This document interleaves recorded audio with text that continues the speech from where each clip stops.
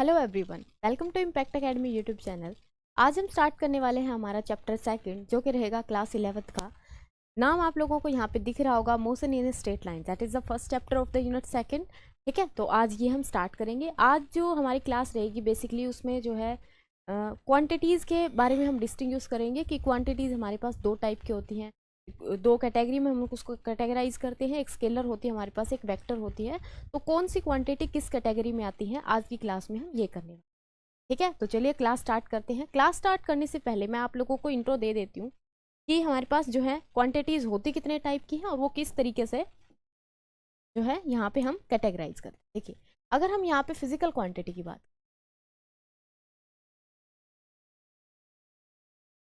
बात करते हैं, फिजिकल क्वांटिटी हमारे पास होती है दो टाइप की। ठीक है, वैसे तो तीन टाइप होते हैं इसके अंदर, लेकिन हम यहाँ पे पढ़ते हैं दो टाइप। ठीक है, बेसिकली दो होती हैं अपने पास। अगर यहाँ पे बात करते हैं, फर्स्ट तो है स्केलर क्वांटिटी। कौन सी है? Scalar quantity. सेकंड अगर मैं बात करूँ तो हमारे पास होती है वेक्टर क्वांटिटी। कौन सी होती है? Vector quantity. ठीक है, अब एक और होती है यहाँ पे, जो कि हम हायर क्लासेस में स्टडी करते हैं, यहाँ पे हमारे पास नहीं होती, जिसको बोला जाता है टेंसर क्वांटिटी। ठीक है, कुछ क्वांटिटीज ऐसी होती है जो ना तो स्केलर वाली कैटेगरी में आती, ना ही वो वेक्टर वाली कैटेगरी में आती, तो उनको हम क्या नाम देते हैं? Tensor quantity. ठीक है, अब यहाँ पे देखिएगा कि इनकी मतलब खास बात क्या है कि स्केलर जो है किसको हम बोलेंगे। जो स्केलर क्वांटिटी होती है बेसिकली ये वो क्वांटिटी होती है जिनके पास क्या है? Only on magnitude. These are those quantity, these are those quantity which have magnitude only. जिनके पास क्या होता है? ओनली मैग्नीट्यूड होता है and not direction, but not direction. क्या होगा? इनके पास ओनली ऑन मैग्नीट्यूड होगा, कोई डायरेक्शन इनके पास नहीं होगी। ऐसी क्वांटिटीज को हम क्या बोलते हैं? ऐसी क्वांटिटीज को बोला जाता है स्केलर क्वांटिटी। फॉर एग्जाम्पल यहाँ पे देखो, जो मैग्नीट्यूड मैंने यहाँ पे बोला है, मैग्नीट्यूड का मतलब क्या होता है? यहाँ पे मैग्नीट्यूड मतलब सिर्फ उसकी वैल्यू होगी। जैसे कि हम अगर हम मान लेते हैं बाजार से कुछ सब्जी लेके आए, तो सब्जी में क्या होगा? सब्जी ऐसा तो नहीं बोलेंगे कि हम नॉर्थ डायरेक्शन से लेके आए, साउथ डायरेक्शन से लेके आए, यानी कि डायरेक्शन का कोई भी लिंक वहाँ पे नहीं होगा। ठीक है, तो ऐसी क्वांटिटीज जिसमें सिर्फ हम क्या कहेंगे कि 2 kg लेके आए हैं, 3 kg लेके आए हैं, यानी कि किलो में उसको क्या करेंगे? वेट करेंगे, उसका काउंट करेंगे। ठीक है, तो हमारे पास क्या है? एक न्यूमेरिकल वैल्यू है, न्यूमेरिकल डाटा है, where no any direction is discuss. जहाँ पे कोई भी डायरेक्शन नहीं होती, सिर्फ क्या हो? मैग्नीट्यूड हो, ऐसी क्वांटिटीज को बोला जाता है स्केलर क्वांटिटी। और इनके अगर एग्जांपल की बात करें तो जैसे कि मेरे पास सबसे पहले तो मास है। क्या है? मास। ठीक है, दूसरा अगर बात करें तो लेंथ है अपने पास। लेंथ में भी दो टाइप पढ़ेंगे। लेंथ में बेसिकली हम यहाँ पे डिस्टेंस की बात कर रहे हैं। ठीक है, हम लेंथ को भी आगे दो कैटेगरी में डिवाइड कर देंगे। एक पर्टिकुलर डायरेक्शन में अगर लेंथ ले रहे हैं तो उसको हम डिस्प्लेसमेंट बोलते हैं, वहाँ पे पर्टिकुलर डायरेक्शन आ गई, इसका मतलब वो वेक्टर क्वांटिटी में जाएगा। और यहाँ पे अगर सिंपल डिस्टेंस लेते हैं तो वो किस में आएगा? अपने पास स्केलर क्वांटिटी में। ठीक है, अगले अगर हम देखें तो हमारे पास क्या है? टाइम भी क्या है हमारे पास? एक स्केलर क्वांटिटी, यानी कि टाइम क्या है? हमेशा फॉरवर्ड डायरेक्शन में चलता रहता है। ठीक है, टाइम हो गया। और इसके बाद अगर हम बात करते हैं करंट की, इसमें कंफ्यूजन रहता है। करंट, ठीक है, रिप्रेजेंटेड बाय आई। करंट क्या है? एक स्केलर क्वांटिटी है। अब यहाँ पे क्वेश्चन आता है कि ये स्केलर क्यों है? Why this is scalar? क्यों? क्योंकि इसके पास क्या है? मैग्नीट्यूड भी है, यानी कि हम इसको जैसे कि 2 एम्पियर है, 3 एम्पियर है, इस तरीके से कहते हैं। और दूसरा ये तो हो गया इसका मैग्नीट्यूड, ये तो क्या हो गया इसका? मैग्नीट्यूड। और दूसरा इसकी अगर डायरेक्शन की बात करते हैं तो इसकी एक पर्टिकुलर डायरेक्शन भी होती है जी। क्या होती है वो? पॉजिटिव से लेके नेगेटिव तक, पॉजिटिव टू नेगेटिव की पर्टिकुलर डायरेक्शन भी होती है। तो यहाँ पे ये फिर क्यों है स्केलर? देखो, वेक्टर की जब हम बात करें तो वेक्टर क्वांटिटीज के लिए तीन कंडीशन होंगे हमारे पास। भी क्वांटिटी के पास क्या होना चाहिए? सबसे पहले मैग्नीट्यूड हो, दूसरी बात उसके पास डायरेक्शन हो, तीसरी बात वो वेक्टर लॉ ऑफ एडिशन को फॉलो करे। अब यहाँ पे इसके जो करंट है इसके साथ क्या होता है? ये दोनों चीजें तो हैं, लेकिन जो थर्ड वाली रिक्वायरमेंट है वो यहाँ पे फुलफिल नहीं होती। That's why the current is a scalar quantity. ठीक है, स्टार मार्क करके लिखोगे, ये पूछा भी जाता है। ओके, दूसरा अगर नेक्स्ट क्वांटिटी की बात करते हैं तो नेक्स्ट है अपने पास जैसे स्पीड है। क्या है? या फिर हम कहें वेट। वेट भी क्या है अपने पास है, स्केलर क्वांटिटी है। वेट हालांकि एक फोर्स है, लेकिन फोर्स क्या है, एक पर्टिकुलर डायरेक्शन में है। ये इसके साथ भी यही होता है कि ये लॉ ऑफ वेक्टर एडिशन को फॉलो नहीं करता, that's why this is counted A scalar quantity. ठीक है, कैसी होती है वो, स्केलर क्वांटिटी होती है। अब अगर हम बात करते हैं वेक्टर क्वांटिटीज कौन सी होंगी, देखिए vector, these are those quantity, these are those quantity which have magnitude, जिनके पास क्या होगा, मैग्नीट्यूड होगा, and direction, and also follow, किसको फॉलो करेंगी, follow law of vector addition. तो हमारे पास वेक्टर एडिशन के लॉज होते हैं, उन लॉज को भी क्या करनी चाहिए, वो फॉलो करनी चाहिए। ठीक है, तो ऐसी क्वांटिटीज को हम क्या बोलते हैं, यहाँ पे वेक्टर क्वांटिटी बोलते हैं। अगर वेक्टर क्वांटिटी के मैं एग्जांपल दूं यहाँ पे, फॉर एग्जांपल इसके पास बनेगा अपने पास फर्स्ट जो है, जैसे कि डिस्प्लेसमेंट है, फर्स्ट क्या है, डिस्प्लेसमेंट। ठीक है, ये आगे जैसे हम हमारे पास क्वेश्चन करवाऊंगे तो उस टाइम पे आप लोगों ने वैसे थ्योरी में कर भी रखा होगा, क्योंकि यहाँ पे हम क्वेश्चन ही कर रहे हैं, तो थ्योरी में यहाँ पे लिमिटेड ही आप लोगों को बताती हुई जाए। ठीक है, तो यहाँ पे क्या है, फर्स्ट डिस्प्लेसमेंट है। सेकेंड अगर मैं बात करूँ तो क्या है, velocity. Velocity is a vector quantity, ऐसे याद रख सकते हो इसको, वी से वेलोसिटी, वी से वेक्टर, या यहाँ से स्पीड, एस से स्पीड, एस से स्केलर। ठीक है, अगर कंफ्यूजन होता है। ओके, दूसरा यहाँ पे अगर हम बात करेंगे मोमेंटम की, मोमेंटम दो टाइप के होते हैं, दोनों ही linear momentum and angular momentum, दोनों ही क्या है, वेक्टर क्वांटिटी। उसके बाद यहाँ पे बात करते हैं फोर्स की, फोर्स भी क्या है, वेक्टर क्वांटिटी है। Torque vector quantity. और यहाँ पे अगर बात करते हैं किसकी, देखिए स्केलर वाली में डालते हैं कुछ। अब स्केलर में जैसे कि वेट हो गया था, उसके बाद है अपने पास यहाँ पे वर्क डन, उसके बाद है एनर्जी, ये सारे के सारे क्या है, स्केलर हैं। उसके बाद है पावर एंड एक्शन। ठीक है, तो वेक्टर में याद रखो कि वो वाली चीजें हैं। यहाँ पे वेक्टर में कुछ और एडिशन करना है साथ में, तो यहाँ पे टॉर्क के बाद लिखेंगे इलेक्ट्रिक फील्ड, लिखेंगे इलेक्ट्रिक फील्ड। और हमारे पास क्या होगा, मैग्नेटिक फील्ड। मैग्नेटिक फील्ड भी कैसी क्वांटिटी है, एक वेक्टर क्वांटिटी। ठीक है, तो यहाँ पे हमने कैटेगराइज किया कि दो टाइप की क्वांटिटीज हमारे पास होती हैं, और फर्स्ट तो क्या है, स्केलर क्वांटिटी है, सेकंड क्या है, वेक्टर क्वांटिटी है।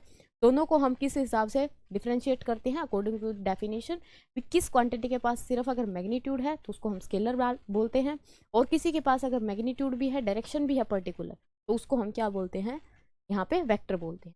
अब यहाँ पे क्वेश्चन वेट में, उसमें वेट में और इसमें करंट के लिए पूछा जाता है, तो यहाँ पे बात याद रखोगे कि इनकी एक तीसरी कंडीशन और होती है कि ये वेक्टर एडिशन लॉज को क्या करते हैं, फॉलो करते हैं। आई थिंक यहाँ तक क्लियर होगा सभी को, और now you are capable to give the answer of the question.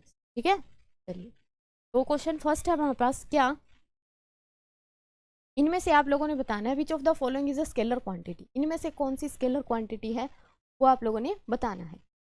बताइए स्केलर क्वांटिटी कौन सी होगी, स्केलर क्वांटिटी जिसके पास सिर्फ क्या हो, मैग्नीट्यूड, क्या हो, मैग्नीट्यूड हो, उसको हम स्केलर बोलेंगे। तो फोर्स क्या है, फोर्स वेक्टर क्वांटिटी है। देखो एक और खास बात वेक्टर की, क्या कि जितनी भी वेक्टर क्वांटिटीज मिलेंगी, जितनी भी वेक्टर क्वांटिटीज मिलेगी, जैसे इलेक्ट्रिक फील्ड की अगर बात करूं, इलेक्ट्रिक फील्ड उसके ऊपर ये सिंबल मिलेगा, क्या मिलेगा, एक जो है डायरेक्शन का सिंबल मिलेगा। मैग्नेटिक फील्ड की बात करूं तो magnetic field represented by B, and B के ऊपर या क्या मिलेगा, यहाँ पे एक एरो मिलेगी। ये एरो क्या रिप्रेजेंट कर रही है कि this is a vector quantity, simple. ठीक है, चलिए नोटेशन होती है पर्टिकुलर। तो फोर्स जो है, फोर्स के लिए हम यूज करते हैं एफ, एफ के ऊपर हमने ये सिंबल देखा होगा। ठीक है, आप लोगों ने जब पढ़ी है तो एफ के ऊपर ये वाला सिंबल आता है। Velocity, V for velocity, V for vector, that is velocity is a vector quantity. Momentum, momentum चाहे कैसा भी हो, मोमेंटम होता है दो टाइप का, एक होता है लीनियर मोमेंटम और एक होता है अपने पास एंगुलर मोमेंटम।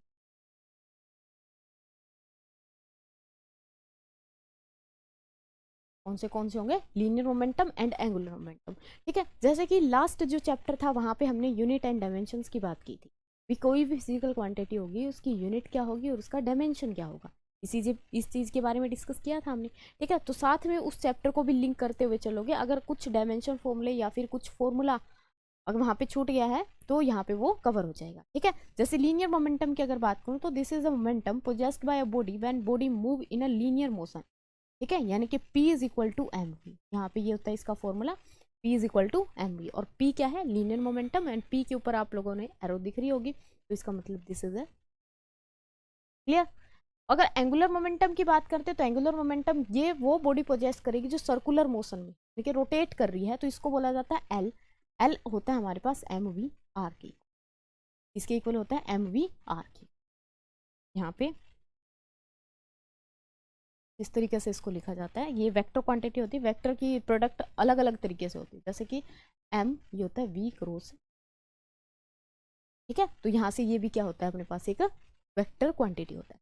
तो बच गया कौन सा, speed, S for scalar, that is C option will be right, ठीक है, सी ऑप्शन यहाँ से क्या होगा, करेक्ट आंसर होगा। किसी को कोई प्रॉब्लम नहीं, फर्स्ट क्वेश्चन में बहुत ईजी था, ठीक है। चलिए move on the second question. Second question क्या कह रहा है, which of the following is a vector quantity, हमें बताना है वेक्टर क्वांटिटी इनमें से कौन सी है। गिव द आंसर, हाँ जी बताइए क्या होगा, इनमें से वेक्टर क्वांटिटी कौन सी है, बताओ फटाफट। कौन सा ऑप्शन करेक्ट होगा, सी वाला, वेरी गुड।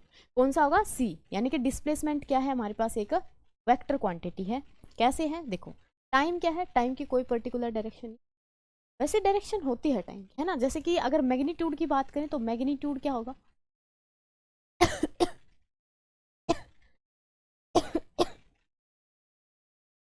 मैग्नीट्यूड की अगर बात करते हैं तो मैग्नीट्यूड क्या होगा हमारे पास, जैसे कि 2r है, 3r है, 4r है, मैग्नीट्यूड है। उसके बाद डायरेक्शन की अगर बात करें तो डायरेक्शन क्या है, ऑलवेज इन फॉरवर्ड डायरेक्शन, हाँ मूव करता है ओनली फॉरवर्ड डायरेक्शन, ठीक है, यानी कि ऐसा तो नहीं होता कि टाइम आगे जाके पीछे आ रहा है, ऐसा तो सिर्फ टाइम मशीन में होता है, ठीक है, और वो हमारे पास नहीं है अब तक। ओके, तो डायरेक्शन होती है इसकी, लेकिन इसके साथ भी क्या है, ये वेक्टर लॉ ऑफ एडिशन को फॉलो नहीं करता, ठीक है, जिसकी भी फिक्स डायरेक्शन है मोस्टली वो वेक्टर लॉ ऑफ एडिशन को फॉलो नहीं करते। तो टाइम क्या है, एक scalar quantity. Distance, distance is also scalar quantity. Speed, S for speed, S for scalar, scalar quantity. तो ऑप्शन जो है डी अपना बचेगा, डिस्प्लेसमेंट। देखो यहाँ पे मैं थोड़ा सा डिस्टिंग्विश कर देती हूँ डिस्प्लेसमेंट और जो है डिस्टेंस में क्या फर्क है। यहाँ पे अगर हम बात करते हैं डिस्टेंस, डिस्टेंस का मतलब हो गया कि ये ए पॉइंट था मेरा, ये यहाँ पे बी पॉइंट, हमें क्या करना है, ए से बी पे जाना है, ए से बी तक जाना है। तो हमारे पास क्या है, इनफाइनाइट रास्ते हैं भी, हम यहाँ से इस तरीके से भी जा सकते हैं बी पे, या हम इस तरीके से भी जा सकते हैं, ऐसे भी जा सकते हैं, या फिर घूम के हम इस तरीके से भी जा सकते हैं, ठीक है, कोई पर्टिकुलर यहाँ पे रास्ता नहीं बताया गया। तो this is the distance is the actual path. Distance की डेफिनेशन जब हम लिखते हैं तो इसमें क्या आता है, ये क्या है, एक्चुअल पाथ है, actual path followed by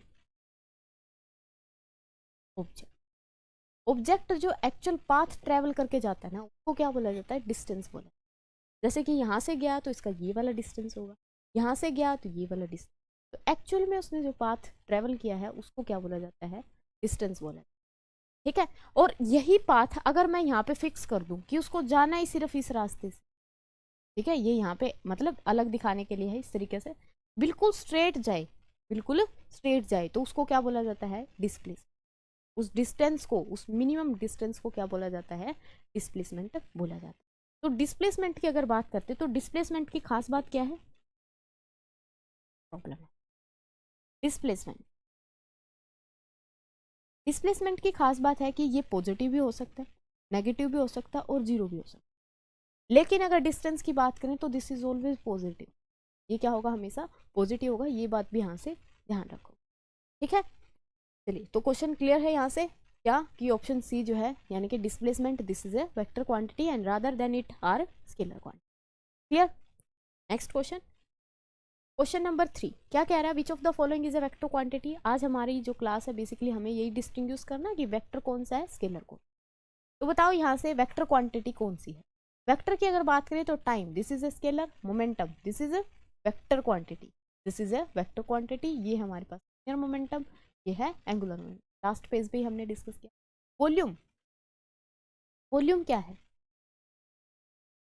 scalar और वेक्टर, क्योंकि पीछे मैंने नहीं बताया। हाँ जी, वॉल्यूम क्या है, देखो वॉल्यूम अगर किसी भी मतलब ऑब्जेक्ट की अगर हम लिखें तो वो क्या आता है, length into breadth into height, यानी कि एल क्यूब भी बोल सकते हैं। जरूरी नहीं है कि मतलब क्यूबॉइड के लिए, क्यूब के लिए, या हम किसी सफियर की भी वॉल्यूम की अगर बात करते हैं तो सफियर के कितने होते हैं, 4/3 पाई r क्यूब, यानी कि वहां पे डिस्टेंस की पावर 3 आनी चाहिए। क्या आनी चाहिए, 3 आनी चाहिए। तो यहाँ पे क्या है, डिस्टेंस है, ये डिस्टेंस है, तो इसका मतलब ये क्या होगा, स्केलर होगा। वॉल्यूम भी स्केलर होगी, एरिया भी स्केलर होगा। ठीक है, डेंसिटी की बात करें तो डेंसिटी क्या होती है, rho, that is mass by volume. Mass क्या है, स्केलर, वॉल्यूम भी क्या है, स्केलर, तो दोनों का डिवीजन भी क्या आएगा, एक स्केलर ही। हाँ, क्लियर। तो क्या होगा यहाँ पे, वेक्टर क्वांटिटी पूछा है तो वेक्टर सिर्फ क्या है, मोमेंटम, और मोमेंटम में भी दोनों टाइप वेक्टर होते हैं, चाहे हम लीनियर मोमेंटम की बात करें, चाहे हम जो है angular momentum.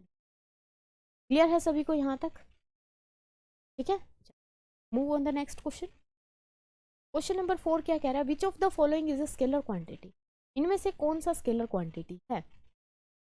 Velocity, velocity, V for velocity, V for acceleration, acceleration change in velocity, that is also a vector quantity.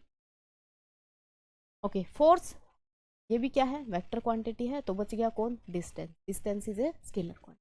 ठीक है, इजीली डिस्टिंग्विश कर सकते हो, कोई भी मुश्किल काम यहाँ पे नहीं है। ठीक है, चलिए क्वेश्चन नंबर 5 क्या कह रहा है, which of the following is a scalar quantity, इनमें से बताइए स्केलर क्वांटिटी कौन सी होगी। हाँ जी, tell me, which of the following is a vector scalar quantity in here, in this question, बताइए।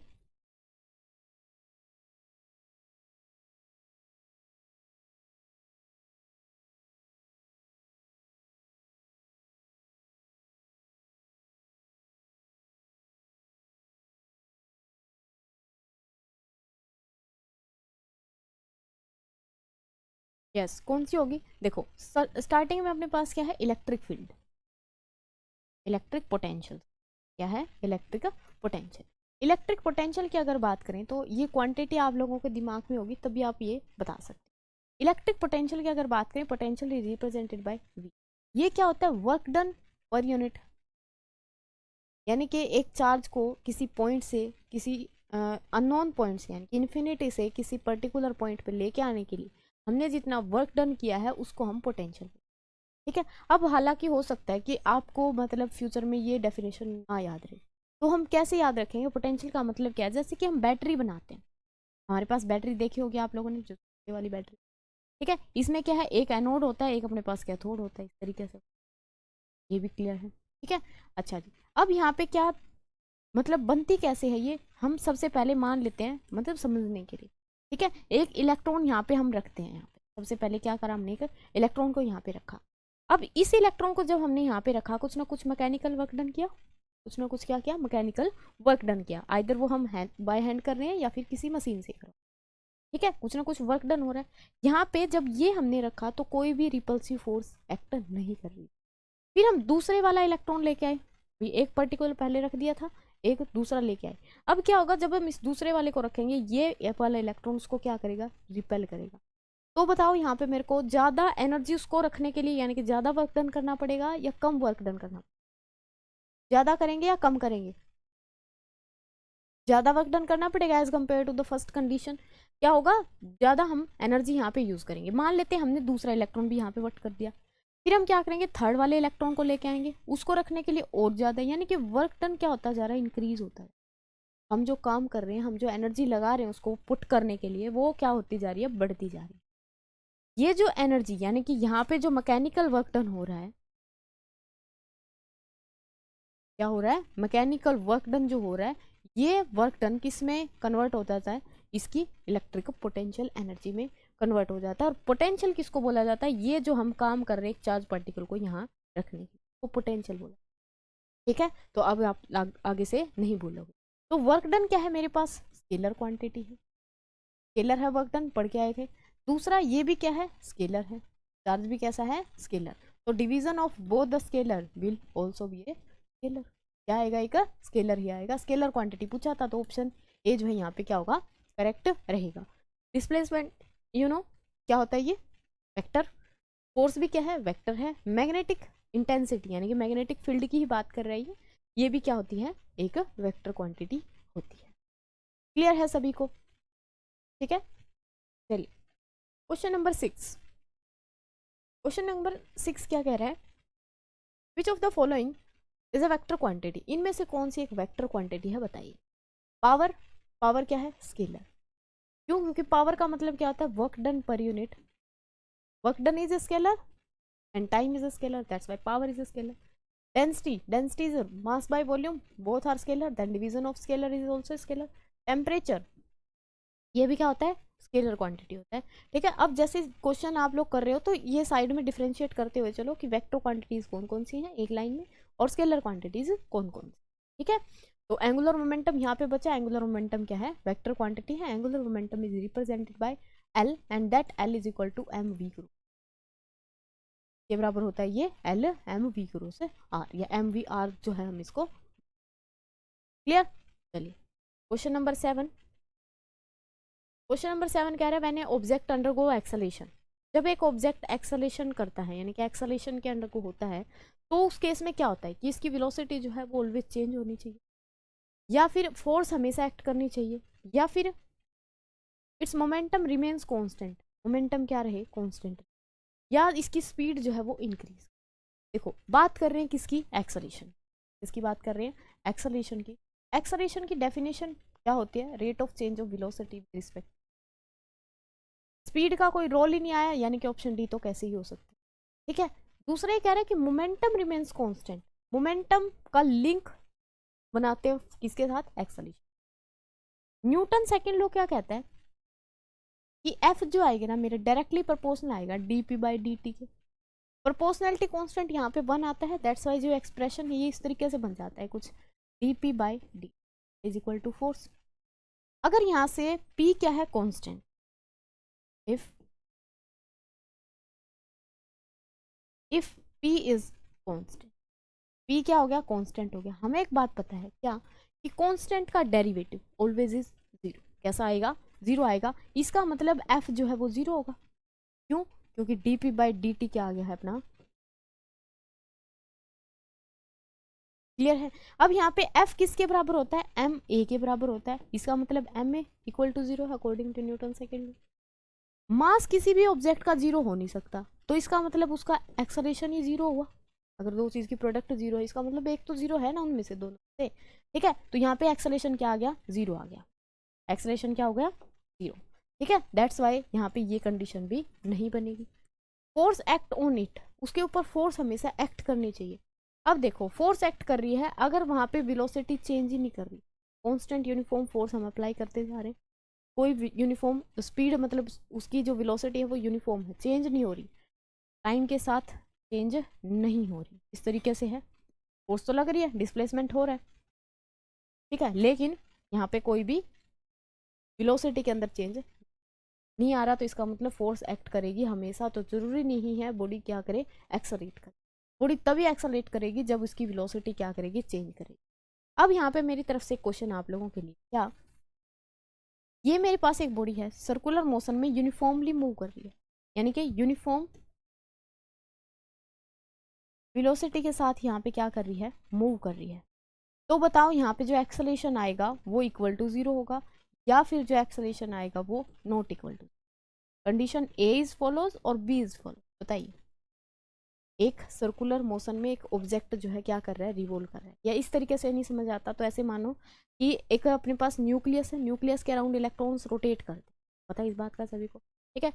वो इलेक्ट्रॉन्स यूनिफॉर्म स्पीड के साथ यानी कि यूनिफॉर्म वेलोसिटी के साथ मूव कर रहे हैं, तो बताओ वहां पे उनका एक्सेलरेशन जीरो होगा या जीरो, बताइए, जीरो होगा या जीरो नहीं, हाँ जी, क्या रहेगा, क्या रहेगा आंसर, उनका एक्सेलरेशन जीरो नहीं होगा, कभी भी एक्सेलरेशन जीरो नहीं होगा। क्यों, क्योंकि मान लिया कि हमने स्पीड जो है यूनिफॉर्म है, वेलोसिटी यूनिफॉर्म है, लेकिन उसकी डायरेक्शन हर एक पॉइंट पे क्या कर रही है, चेंज कर रही है। डायरेक्शन भी अगर चेंज कर रही है तो अपने पास क्या होगा, एक्सेलरेशन, यानी कि डायरेक्शन चेंज कर रही है मीन्स वेलोसिटी चेंज कर रही है, एंड वेलोसिटी जब जब चेंज करेगी तो एक्सेलरेशन पिक्चर के अंदर आएगा। क्लियर है सभी को, ठीक है। चलिए नेक्स्ट क्वेश्चन करते हैं, क्वेश्चन नंबर 8। क्या कह रहा है, कौन सी इनमें से स्केलर क्वांटिटी है? हाँ जी बता दीजिए फटाफट से, कौन सी स्केलर क्वांटिटी है इनमें से? फर्स्ट है इलेक्ट्रिक करंट, आंसर तो यही मिल गया, इलेक्ट्रिक करंट इज आंसर। ठीक है, क्यों? क्योंकि current is a specific condition. Current जो है ये क्या है, अपने पास एक एक्सेप्शन कह सकते हो। ठीक है, हालांकि फिजिक्स में कभी अपने पास एक्सेप्शन नहीं आते, बट याद रखने के लिए हम। ठीक है, तो करंट क्या है, करंट वेट दोनों ही स्केलर क्वांटिटीज। ठीक है, तो अपना आंसर ये बन गया। इलेक्ट्रिक फील्ड क्या है, vector quantity. Acceleration vector quantity. Linear momentum. ठीक है, नेक्स्ट क्वेश्चन, क्वेश्चन नंबर 9। क्या कह रहा है, to accelerate a 2 kilogram mass by 4 metre per second we need a force. कितनी फोर्स हमें लगानी पड़ेगी एक 2 केजी का जो है मास अपने पास, जो इस स्पीड से मूव करवाना हो। तो to accelerate a 2 KG mass by 4 metre per second square. ये क्या है, meter per second square. Unit वाला चैप्टर इसीलिए पहले करवाया था, ताकि यहाँ पे आप डिस्टिंग्विश कर सको। ये यहाँ पे गिवन क्या है देखो, अगर नहीं समझ आ रही इसकी लैंग्वेज तो भी कोई दिक्कत नहीं है। यहाँ से देखो क्या हो रहा है, यूनिट किसकी है, एक्सेलेरेशन। एक्सेलेरेशन की मीन्स यहाँ पे मास जो है वो तो कितना है, 2 केजी है। और दूसरा यहाँ पे एक्सेलेरेशन की अगर बात करें तो वो कितना है, 4 मीटर पर सेकेंड स्क्वायर। देखो फिर दूसरी बात हमें क्या ध्यान रखनी होती है कि इनकी जो यूनिट है वो सभी की क्या होनी चाहिए, ऐसा ही क्या होनी चाहिए, ऐसा ही यूनिट होनी चाहिए। अब न्यूटन सेकेंड लॉ क्या कहता है, एफ मेरा जो होता है वो एम इंटू ए के बराबर। ठीक है, जो बहुत ज़्यादा मतलब जिन बच्चों ने प्रैक्टिस कर लिया तो उनके लिए क्वेश्चन कुछ भी नहीं है। ठीक है, वो मतलब ये वाला लिखना भी नहीं चाहेंगे, क्योंकि सर डायरेक्ट क्या करनी है, मल्टीप्लाई कर। ठीक है, लेकिन यहाँ पे अपनी क्लास में तो सब तरीके के मतलब जो है स्टूडेंट हैं, तो हम यहाँ पे प्रॉपर सोल्यूशन करेंगे। ठीक है, चलिए एम कितना है, मास जो है 2 केजी है, एक्सेलरेशन कितना है 4, दैट इज ये कितना होगा 8 न्यूटन। और हमें पता है न्यूटन किसकी यूनिट होती है, फोर्स की, ऐसा यूनिट। ठीक है, कितना आ जाएगा 8 न्यूटन पे करेक्ट आंसर रहेगा। ठीक है, अब देखो यहाँ पे ये जो हमने 8 न्यूटन निकाला है, ये क्या निकाला है, फोर्स निकाला है। फोर्स क्या होती है, वेक्टर क्वांटिटी। यहाँ पे सिर्फ हमने ये मैग्नीट्यूड बताया है, क्या बताया है, सिर्फ मैग्नीट्यूड बताया। ठीक है ना, स्केलर नहीं होती कभी भी फोर्स, फोर्स की डायरेक्शन होती पर। अब इसने डायरेक्शन हमसे नहीं पूछी गई है, दैट्स वाई हम नहीं। ठीक है ना, तो आगे आएंगे क्वेश्चन जिसमें अपने को डायरेक्शन भी फाइंड आउट करनी होगी, देखेंगे किस तरीके से। ठीक है, according to the question, all bodies large और small fall with the same, चाहे वो छोटे मास की हो मतलब थोड़े मास की हो या फिर ज़्यादा मास की हो, अगर हम उसको ऊपर से छोड़ेंगे तो उनकी वेलोसिटी सेम होगी, वेलोसिटी सेम होगी, या एक्सेलरेशन सेम होगा, या फोर्स सेम होगी, या मोमेंटम। फोर्स तो सेम नहीं होगी, मास के अकॉर्डिंग फोर्स वेरी करेगी। F is equal to M A, M G होगा यहाँ पे, क्यों? क्योंकि एक्सेलरेशन ग्रेविटी लगेगा अर्थ के ऊपर अगर फॉल कर रहे हैं तो। ठीक है, तो ये तो क्या होगी, डिफरेंट डिफरेंट होगी, क्योंकि मास डिफरेंट, लार्ज एंड स्मॉल। ठीक है, दूसरा कह रहा है कि वेलोसिटी उनकी सेम होगी या नहीं होगी। जैसे ही बॉडी को हम ऊपर से नीचे छोड़, अट्रैक्शन लग रही है नीचे की तरफ, बॉडी क्या करेगी, नीचे की तरफ अट्रैक्ट होगी। अट्रैक्ट अगर होगी तो स्पीड उसकी क्या करेगी, इंक्रीज करेगी, स्पीड अप होती जाएगी, यानी कि वेलोसिटी क्या होगी, अलग अलग होगी दोनों की। जितना ज़्यादा मास होगा उतनी ज़्यादा उसके ऊपर ग्रेविटी लगेगी। क्यों? क्योंकि जी की वैल्यू होती है G M by R square. ठीक है, G M by R square. यहाँ से एक क्वेश्चन और पूछा जाता है स्टार मार्क, क्या कि ये जो जी है, जी एक्सेलरेशन ड्यू टू ग्रेविटी, ये बॉडी के मास के ऊपर डिपेंड करता है या नहीं करता। तो याद रखना जी डज नॉट डिपेंड, और यहीं से अपना आंसर मिलेगा अपने को, does not depends on the mass of object. Object के मास के ऊपर ये कभी भी डिपेंड नहीं करेगा, कभी भी डिपेंड नहीं करेगा। ठीक है, ये जो मास है यहाँ पे, ये प्लेनेट का मास है, अर्थ के लिए अर्थ का मास है, ये क्या है, रेडियस, प्लेनेट की रेडियस। ठीक है जी, एक्सल ये क्या है, यूनिवर्सल ग्रेविटेशन कांस्टेंट। ठीक है जी, तो वेलोसिटी सेम नहीं होगी, यहाँ पे मोमेंटम भी सेम नहीं होगा। क्यों? क्योंकि मोमेंटम का भी फॉर्मूला क्या होता है, P is equal to, linear momentum की बात करें तो एम वी, मास के ऊपर क्या करेगा, डिपेंड करेगा, वेलोसिटी के ऊपर भी डिपेंड करेगा, तो कभी भी नहीं हो सकता। ठीक है, ये भी नहीं होगा, तो ये क्या पे क्या आएगा आंसर जी, यानी कि चाहे बॉडी बड़ी हो चाहे बॉडी छोटी हो, वो मास के ऊपर डिपेंड कर ही नहीं रही, ना शेप ना साइज, कुछ किसी भी चीज़ के ऊपर डिपेंड नहीं कर रही, वो प्लेनेट की पैरामीटर्स के ऊपर डिपेंड कर रही है। ठीक है, तो एक्सेलरेशन क्या रहेगा उसका, कांस्टेंट रहेगा, सेम यहाँ पे रहेगा। क्लियर है, चलिए ओके। तो आज की क्लास में हमने यहाँ पे इतने क्वेश्चन करने थे। आई थिंक कि ये जो क्वेश्चन है आज वाले अच्छे से समझ आ गए होंगे सभी को, ठीक है। तो जो नेक्स्ट क्वेश्चन है उसके हम नेक्स्ट क्लास में डिस्कस करें। ओके जी, thank you so much for watching the video.